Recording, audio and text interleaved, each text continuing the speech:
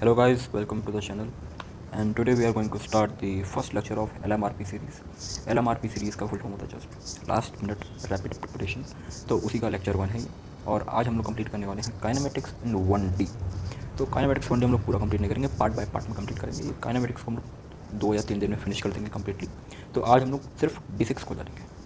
तो सबसे पहले इस चैप्टर में आता है काइनेमेटिक्स आखिर होता क्या है ना, काइनेमेटिक्स आखिर है क्या। तो काइनेमेटिक्स जो होता है वो होता है study of motion without knowing the cause, है ना। बिना कॉज को जाने हुए जो मोशन की जो हम पढ़ाई करते हैं वो होता है काइनेमेटिक्स। अब मोशन की पढ़ाई में क्या क्या पढ़ते हैं हम लोग पढ़ते हैं स्पीड, वेलोसिटी, एक्सेलरेशन और एक्सट्रैक्शन, है ना। और जो कॉज होता है ना, जो एक्चुअल कॉज होता है उसमें क्या क्या आता है, उसमें आता है फोर्स, मोमेंटम और वगैरह वगैरह, है ना। तो काइनेमेटिक्स में हम लोग सिर्फ और सिर्फ पढ़ाई करेंगे स्टडी ऑफ मोशन, सिर्फ और सिर्फ मोशन की पढ़ाई करेंगे। कॉज से हमको तो फ़र्क नहीं है ना।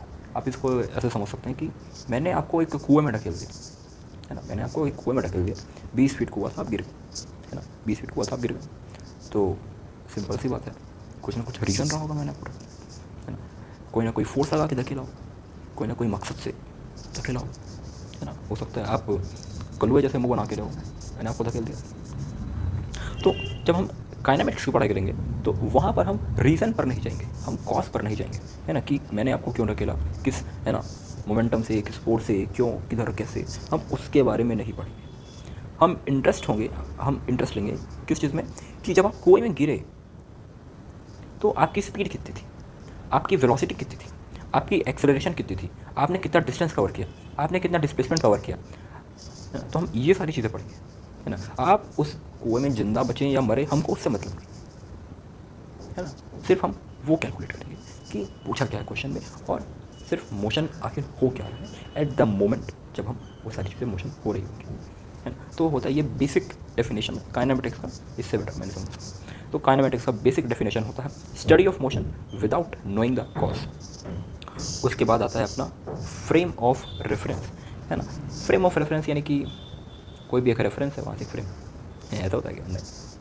फ्रेम ऑफ रेफरेंस यानी कि a place from where we take observation, है ना। कोई भी एक जगह जहाँ से हम क्या लेंगे, ऑब्जर्वेशन लेंगे, है ना, समझ, ऑब्जर्वेशन लेंगे। यानी कि जैसे कोई सिंपली सी जगह होगी, जैसे कि आपके आस पड़ोस में कोई एक आंटी ज़रूर होगी, है ना। कोई भी एक आंटी होती है ना, या फिर नहीं, आंटी होती है, बुढ़ा को इन्वॉल्व करके मतलब, है ना, सिर्फ आंटियाँ होती है ना। तो सुबह हो या शाम या फिर रात हो, कोई भी टाइम हो, उनका एक प्लेस होता है ना। आपने ऑब्जर्व किया होगा, उनका एक प्लेस होता है, वहाँ पर वो परमानेंट बैठे हों, चाहे वो घर का, है ना, आंगन हो, चाहे वो छत हो, चाहे वो उनका बालकनी हो, चाहे वो कहीं पे भी हो, है ना। उनका एक स्पेसिफिक प्लेस होता है जहाँ से वो अपने पूरे एरिया में नज़र रखते हैं कि कौन आ रहा है, कहाँ जा रहा है, किसके घर कौन आ रहा है। तो वो आंटी क्या हो गई, वो हो गई ऑब्जर्वर, है ना। और जिस जगह से वो देख रही है, जहाँ से ऑब्जर्वेशन ले रही है, वो उनका क्या हो जाएगा, फ्रेम ऑफ रेफरेंस हो जाएगा, है ना। सिंपल सी चीज़ है। उसके बाद हम देखेंगे पोजीशन आखिर होता क्या है। पोजीशन होता है किसी भी ऑब्जेक्ट का position with respect to frame of reference, है ना। पोजीशन ऑफ ऑब्जेक्ट, है ना, with respect to frame of reference, है ना। कि फ्रेम ऑफ रेफरेंस के हिसाब से ऑब्जेक्ट कहाँ पर रखा हुआ है, एक्स वाई जी एक्सिस में कहाँ पर है, कितना डिस्टेंस में है, कहाँ पर है, किस डायरेक्शन में रखा है, वो सारी चीज़ें उस चीज़ का पोजीशन बताएंगी विथ रिस्पेक्ट टू क्या, फ्रेम ऑफ रेफरेंस। अब एक चीज़ हम इसमें ऐड करना भूल गए थे, वो था ऑब्जर्वर, है ना। अब ऑब्जर्वर होता क्या है, मतलब होता कौन है। सिंपल तो definition, the person who takes observation,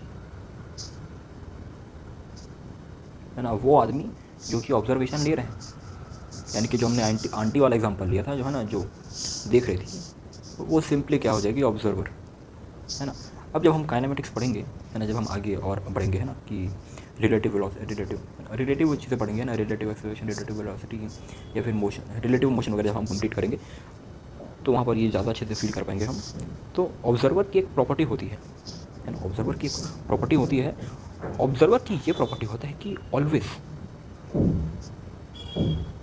assume itself या हिमसेल्फ बोलो, always assume himself to rest, अपने आप को हमेशा रेस्ट पर मानेगा, चाहे वो है ना भिलाई में पुलिस से बच के भाग रहा हो, चाहे वो रायपुर में महादेव घाट से डुबकी मार के निकल रहा हो, चाहे वो ज़मीन से कूद रहा हो, चाहे वो छत से कूद रहा हो, चाहे कुछ भी कर रहा हो। लेकिन जब हम फिज़िक्स के फ्रेम ऑफ पॉइंट से देखेंगे तो ऑब्जर्वर जब भी ऑब्जर्व करेगा, ऑब्जर्वेशन लेगा, तो खुद को पहले रेस्ट में मानेगा, उसके बाद ही कोई ऑब्जर्वेशन वो लेगा, उसको वो फिजिकल पॉइंट्स में इनपुट देकर शो करेगा। तो ये होता है ऑब्जर्व, वो होती है उसकी प्रॉपर्टीज़। तो यहाँ पर हमने बेसिक चीज़ें हम लोग कंप्लीट करें कि काइनेमेटिक्स क्या है, फ्रेम ऑफ रेफरेंस क्या है, पोजीशन क्या होता है, ऑब्जर्वर कौन है ना, ऑब्जर्वर की क्वालिटी क्या है। अब आप सिंपल सी चीज़ देखेंगे, एफ पी और V P. F P V P क्या है? तो एफ पी होता है फिक्स्ड पोजीशन। फिक्स्ड पोजीशन क्या है? एफ डी जैसा होता है, देखेंगे। वी पी क्या होता है? पी डब्ल्यू का विद्यापीठ नहीं, वी पी होता है वेरिएबल पोजीशन, वेरिएबल पोजीशन है। तो ये दो चीज़ें हमने देख ली क्या होती है, एक होता है एफ पी, एक होता है वी पी, फिक्स पोजीशन और वेरिएबल पोजीशन। जो फिक्स पोजीशन होता है वो क्या होता है? वो होता है हमारा नॉट चेंजिंग विथ टाइम,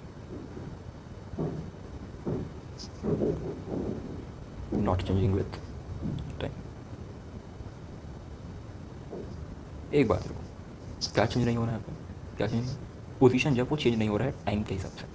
यानी कि अगर कोई ऑब्जेक्ट है ना, ये ग्राउंड है ना, कोई फुटबॉल है यहाँ पर, है ना, यहाँ पर पड़ा हुआ है, 1 सेकंड में यहीं पर था, 10 सेकंड में भी यहीं पर है, और जब भी आप कहीं से भी ऑब्जर्व कर लो, हर टाइम के बाद भी यहीं पर ही पड़ा हुआ।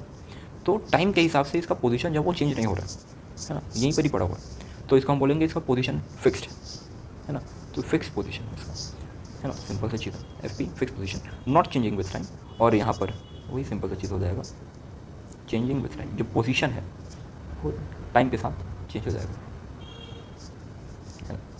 अगर टाइम के साथ जो पोजीशन है वो चेंज नहीं हो रही है, एक ही जगह पर पड़ी हुई है, ऑब्जर्व हम कर रहे हैं ऐसा, तो वो क्या हो जाएगा? रेस्ट कहलाएगा, है ना। बहुत देर से पड़ा हुआ है, टाइम के साथ एक ही जगह पड़ा हुआ है, हिल नहीं रहा है, मर गया है, तो क्या बोलेंगे? रेस्ट में है। तो फिर वो रेस्ट में है ना। और जो वेरिएबल पोजीशन है ना, यानी कि टाइम के साथ पोजीशन चेंज हो रहा है, 1 सेकंड बाद कहीं था, 2 सेकंड बाद कहीं और है, इधर उधर मूव कर रहा है, मूवमेंट कर रहा है, यानी कि मूवमेंट कर रहा है, तो वो आखिर किस में है? वो ऑब्जेक्ट किस में है? मोशन में है। तो ये होता है फिक्स पोजीशन और वेरिएबल पोजीशन, चॉइस में चेंज करते हैं। तो ये बेसिक चीज़ हमने देख ली। अब हम लोग आगे बढ़ेंगे डिस्टेंस और डिस्प्लेसमेंट। उससे पहले एक और चीज़ देख लेते हैं, जो जनरल डिस्कशन था। जनरल डिस्कशन में एक बात छूट गई थी कि जो हमारा रेस्ट और मोशन है वो डिपेंड करता है अपने को फ्रेम ऑफ रेफरेंस में, यानी कि दोनों चीज़ें अपने आप में रिलेटिव होती हैं फ्रेम ऑफ रेफरेंस के, है ना। एक बार लिख लेते हैं इसको, both rest and motion are, नहीं, both rest and motion depends upon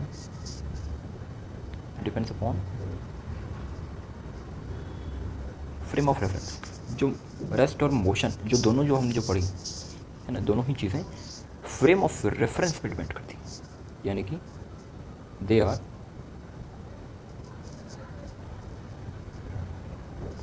relative to frame of reference. ये थोड़ी समझ आई, लेकिन थोड़ी नहीं भी है ना। इसका एग्जांपल लेते हैं, बढ़िया सा, छोटा सा, प्यारा सा, नन्ना मुन्ना राज दुलारा सा, है ना। जैसे कि देखते हैं कि हम, अरे क्या बना रहा हूँ, जैसे कि मान लेते हैं कि हम किस में हैं? अर्थ में। मानते हैं कि हम अर्थ में ही रहते हैं, है ना, कि हम अभी अर्थ में हैं। तो अर्थ इतना बड़ा सा है कि जब हम यहाँ पर बैठ के किसी चीज़ को ऑब्जर्व करेंगे, हम खुद क्लासरूम में बैठ के पढ़ेंगे, लिखेंगे, देखेंगे, तो हम अपने आप को रेस्ट में पाएंगे, है ना, रेस्ट में पाएंगे। हाँ, अर्थ हमको स्टेबल लगेगी, दिन होगा, रात हो रहा है ना, सारी चीज़ें अपने आप में फिक्स होती हैं। लेकिन अर्थ रेस्ट में है क्या? नहीं। अर्थ जो है वो सन का जो है वो रिवॉल्यूशन कर रहा है, है ना, यानी कि अर्थ जो है मोशन में है ना। बाहर से कोई एलियन वगैरह आके दिखेगा, है ना, एलियन वगैरह आके दिखेगा कि ये पृथ्वी के बच्चे तो घूम घूम के पढ़ रहे हैं, घूम घूम के पढ़ रहे हैं, है ना। अर्थ जो है वो अपने एक्सिस में और घूम रहा है, साथ में इधर भी घूम रहा है, यानी कि एलियन को देखेगा तो एलियन तो मोशन में रह के पढ़ रहे हैं, घूम घूम के पढ़ रहे हैं, खतरनाक रोटेशन मोशन पढ़ रहे हैं ना। तो एलियंस को तो देखो यहाँ से एक फ्रेम ऑफ रेफरेंस से सारी चीज़ें किस में दिख रही है, मोशन में दिख रही है।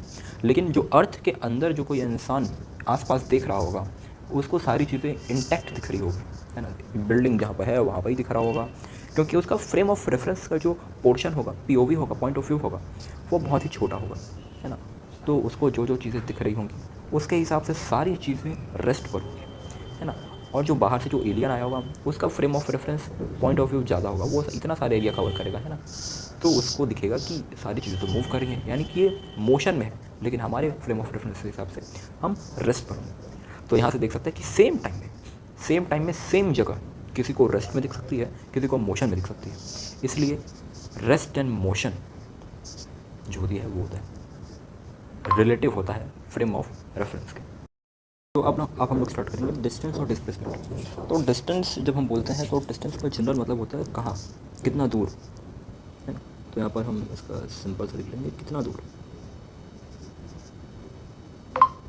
कितना दूर। और जब आप डिस्प्लेसमेंट की बात करते हैं तो उसमें आ जाता है वेक्टर क्वांटिटी होती है, उसमें आ जाता है डायरेक्शन भी आ जाता है ना। तो इसको हम हिंदी में लिख लेंगे कितना दूर प्लस कहाँ, ना किधर। तो डिस्टेंस हो जाएगा हाउ फार, और डिस्प्लेसमेंट हो जाएगा हाउ फार प्लस वेयर, किस डायरेक्शन में है ना। अब डिस्टेंस जो होता है वो केवल मैग्नीट्यूड दिखाता है ना। तो सिर्फ मैग्नीट्यूड ओनली, तो ये हो जाएगा अपना सिंपल सा स्केलर क्वांटिटी।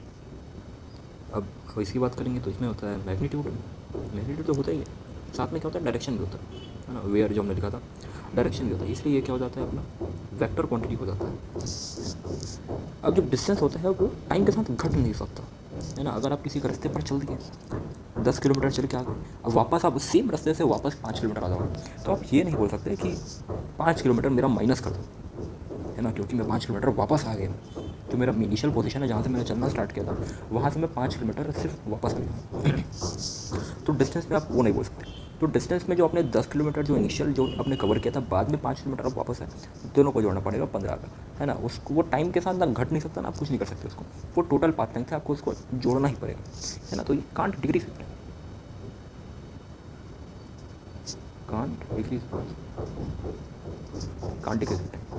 ना। जब हमने बात की थी टोटल पाथ लेंथ, तो टोटल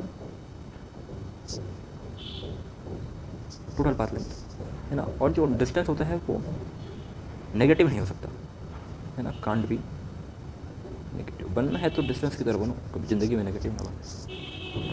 अब आगे बढ़ते हैं डिस्प्लेसमेंट पर। तो हमने देख लिया था कि वेक्टर क्वांटिटी होती है, लेकिन एक चीज़ हमने देखा था ये can't decrease with time, can't नहीं हो सकता टाइम के साथ डिक्रीज, लेकिन ये हो सकता है, कैन डिक्रीज विथ टाइम के साथ ये डिक्रीज भी हो सकता है। अब डिस्प्लेसमेंट क्या होता है, शॉर्टेस्ट डिस्टेंस होता है, शॉर्टेस्ट डिस्टेंस बिटवीन इनिशियल, ये होता है क्या स्पेलिंग, ये होता है शायद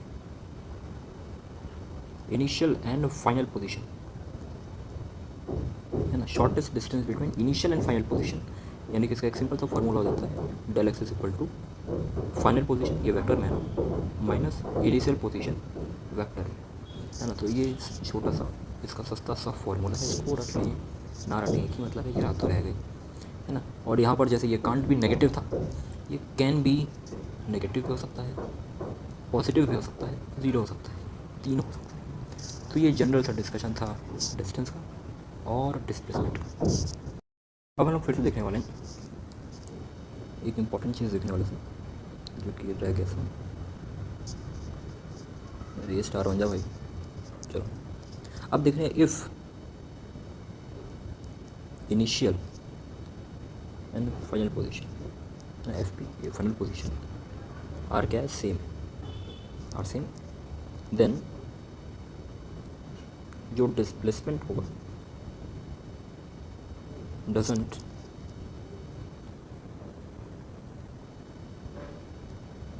depend upon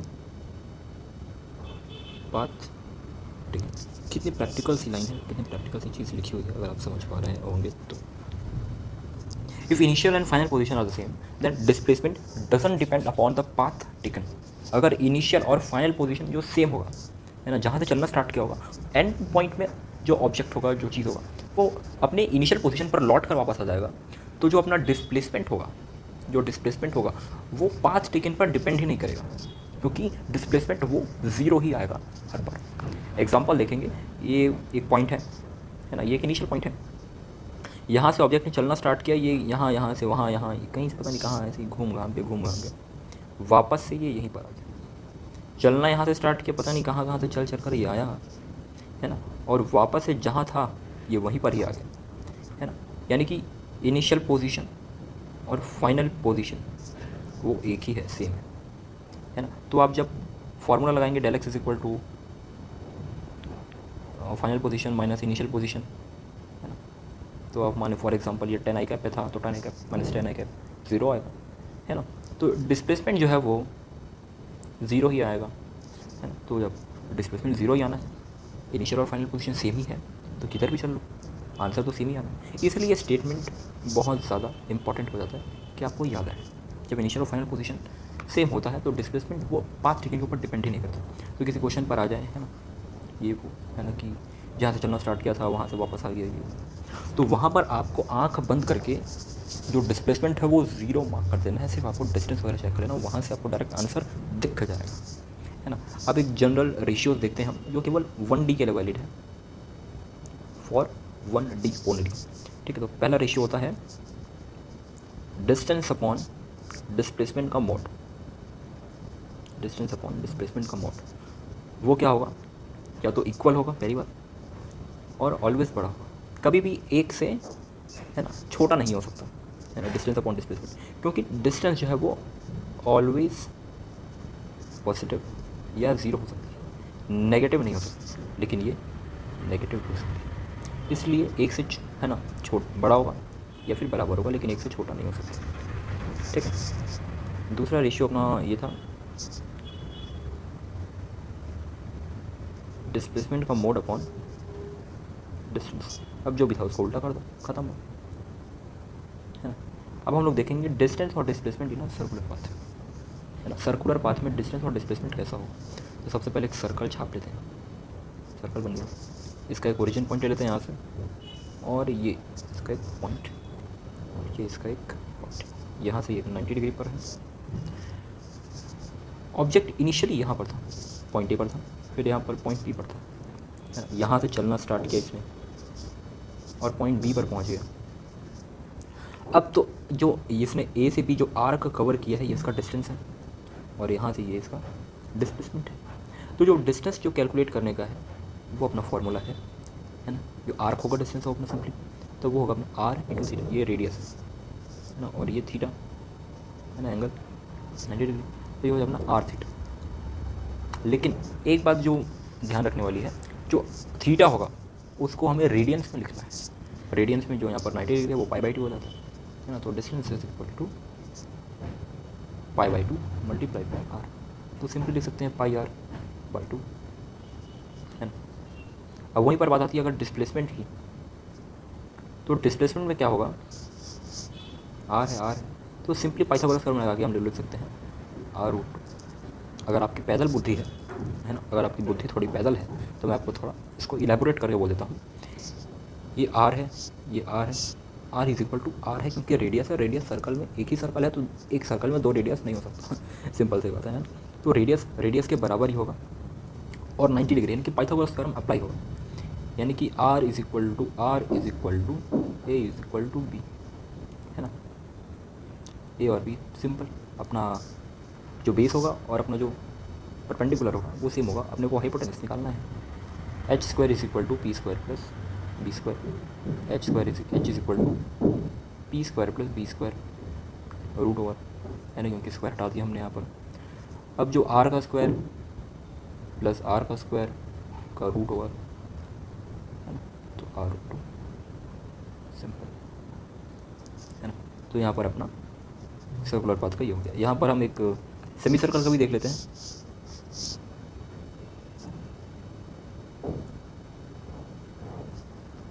सेमी सर्कल, अब सेमी सर्कल में क्या होता है, डिस्टेंस और डिस्प्लेसमेंट निकालना है ना। तो एक केस ये बन सकता है, यार क्या होता है, ठीक है, यहाँ से यहाँ सेमी सर्कल है ना, ये और इसका रेडियस है, यहाँ से कितना होगा 180 डिग्री होगा। तो ऑब्जेक्ट अगर यहाँ से ए पॉइंट से बी पॉइंट यहाँ से चलना वो स्टार्ट किया, तो डिस्टेंस इसका हो जाएगा पाई आर, और डिस्प्लेसमेंट कितना हो जाएगा, अगर रेडियस ये आर था, ये आर था, तो 2r हो जाएगा सिंपली। तो इसमें कोई नहीं चौंकने वाली बात कुछ है ही नहीं, सब पढ़ा हुआ है। उसको एक बार बस रिकैप करेंगे हम डिस्टेंस और डिस्प्लेसमेंट के पॉइंट ऑफ व्यू में रखकर। एक और बड़ा फेमस क्वेश्चन जो बनता था 9वीं 10वीं के लेवल पर, ये रेडियस है, यहाँ से 60 डिग्री में एक और रेडियस है ना, ये 60 डिग्री है, 60 डिग्री, और ये भी 60 डिग्री। तो आपको बताना है कि अच्छा ये पॉइंट ए था जनरली है ना, और ये पॉइंट बी था, और ये तो ओरिजिन था है ना, यहाँ से यहाँ ऑब्जेक्ट चला है, तो आपको डिस्प्लेसमेंट बताना था। तो अगर सेम है 60 डिग्री पर है, सिंपल था, ये भी रेडियस होता है। लेकिन आपको अगर ये छोटी छोटी बातें समझ में नहीं आती हैं, तो फिर आपके लिए यही सही है, distance is equal to r/3। अरे 60 डिग्री क्या होता है रेडियंस में, π/3 मल्टीप्लाई बाय रेडियस, सिंपल। और जो डिस्प्लेसमेंट जो हो जाएगा सिंपली r हो जाएगा। तो ये था इसका जनरल। अब हम लोग देखेंगे स्पीड एंड वेलोसिटी। स्पीड यानी कि कितना तेज है ना, स्पीड यानी कि कितना तेज, तो उसको हम बोलेंगे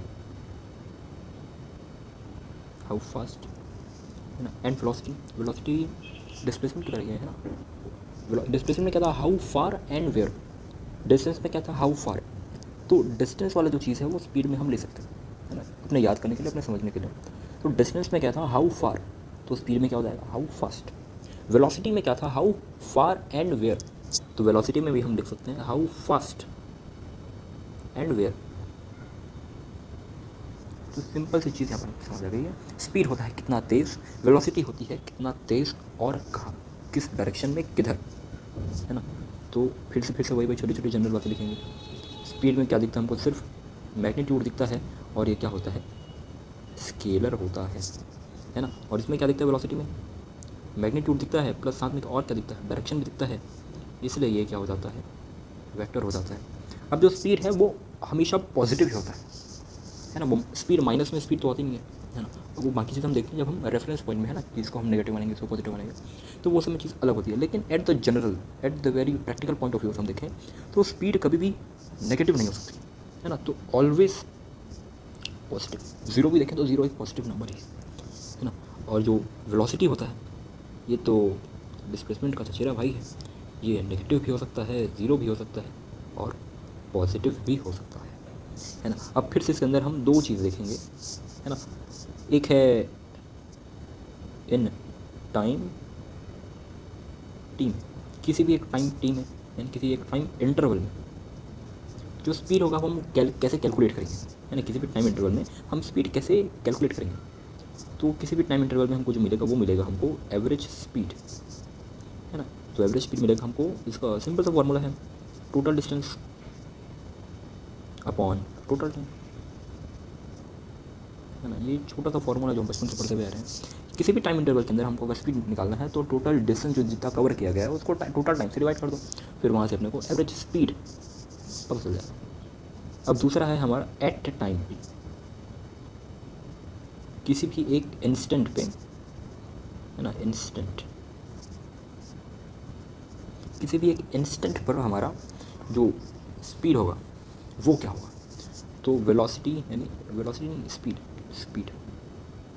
स्पीड इंस्टेंट जो होगा हमारा dx/dt, यानी सिंपली क्या हो जाएगा, स्लोप ऑफ xt ग्राफ है ना, पोजीशन टाइम का। ये आपको याद रखना है, छोटी छोटी फार्मूला है, ये इंपॉर्टेंट है, ठीक है। अब वहीं पर हम वेलोसिटी में आएंगे, तो वेलोसिटी में इन टाइम टी क्या होगा, इन टाइम टी इंटरवल में क्या होगा है ना, उसमें ये होगा एवरेज वेलोसिटी टोटल डिस्प्लेसमेंट। यहाँ पर टोटल डिस्टेंस था, यहाँ पर टोटल डिस्प्लेसमेंट आ जाएगा और उसको हम टोटल टाइम से डिवाइड कर देंगे। तो ये हमारे पास एवरेज वेलोसिटी का फॉर्मूला आ जाएगा। अब किसी भी इंस्टेंट के लिए हम फिर से सेम चीज़ देखेंगे एट टाइम टी, है ना, एट टाइम टी इंस्टेंट में।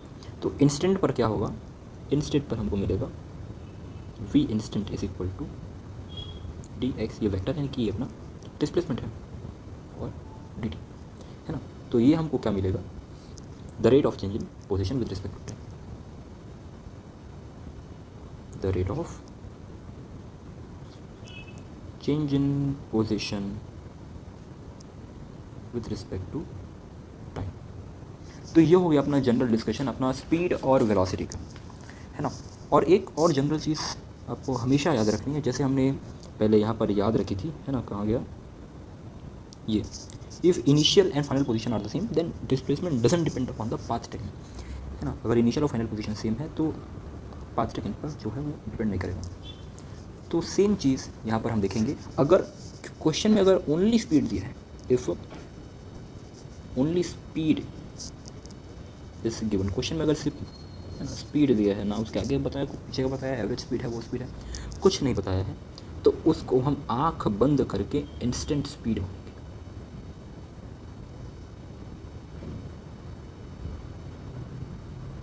ठीक है, आँख बंद करके उसको इंस्टेंट स्पीड मानेंगे। ये कहाँ से पता, जनरली ऐसा होता है ना, 99% क्वेश्चन में ऐसा ही होता है। अगर स्पीड लिखा हुआ है, एवरेज स्पीड नहीं लिखा हुआ है ना, या फिर कोई और स्पेसिफिक स्पीड अगर नहीं लिखा हुआ है, तो फिर उसको हम इंस्टेंट स्पीड मानेंगे। ठीक है, अब इंस्टेंट की बात चली रही है, तो फॉर इंस्टेंट देख लेते हैं एक बार, इंस्टेंट में क्या क्या चीज़ें होंगी। फॉर इंस्टेंट, है ना, जो वेलोसिटी होगा, वेलोसिटी क्या होता है, how fast and where, how fast and where, यानी कि हाउ फास्ट क्या होता है, स्पीड, और वेयर क्या होता है, डायरेक्शन, यानी कि speed into direction in instant. Velocity क्या होता है, स्पीड इनटू डायरेक्शन, है ना। यानी कि हम ये बोल सकते हैं, है ना, स्पीड का जो मैग्नीट्यूड होता है, नहीं कुछ गलत बोल दिया क्या मैंने, सही जा रहा था। तो यहाँ पर हम बोल सकते हैं स्पीड इज मैग्नीट्यूड ऑफ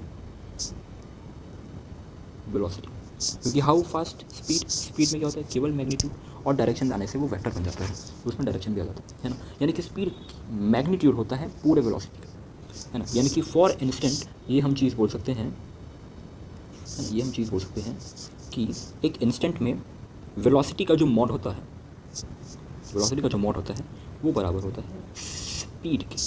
लेकिन ये कब वैलिड है, only valid when object is moving without change in direction, है ना। यहाँ पर वो कंडीशन भी लिख लेते हैं, एवरेज वेलोसिटी है ना, is equal to average speed, है ना।